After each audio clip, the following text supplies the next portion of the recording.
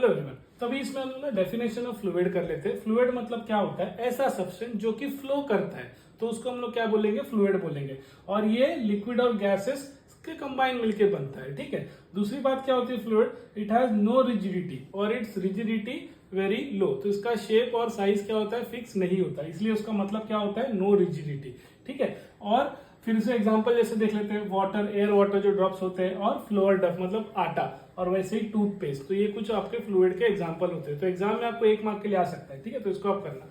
फिर है property of idol fluid. पहला प्रॉपर्टी क्या होता है? It is incompressible. इनकम्प्रेसिबल मतलब क्या होता है? इसको कंप्रेस नहीं किया जा सकता।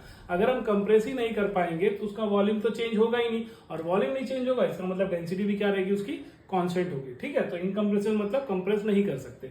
दूसरा है फ्लो इज इरोटेशनल, मतलब उसके जो मॉलिक्यूल होते हैं उनको हम रोटेट नहीं कर सकते। और इट फ्लो इज स्मूथ, और वो हमेशा एक स्ट्रीम लाइन में चलेंगे। So there are no turbulences. Streamline मतलब कांस्टेंट लेयर बना के पैरेलल एक दूसरे के चलते हैं, डिस्टर्बेंस नहीं होता, ठीक है।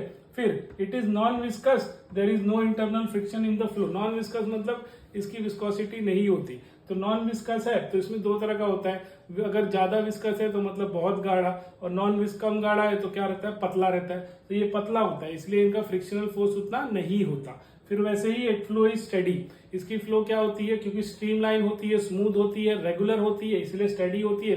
तो वेलोसिटी पॉइंट क्या होती है? इसकी कांस्टेंट होती है, लेयर बाय लेयर कांस्टेंट होता है, ठीक है। तो आई होप आपको समझ में आया है। ये 2 मार्क्स के लिए आएगा, 4 पॉइंट लिखना होगा। Thank you.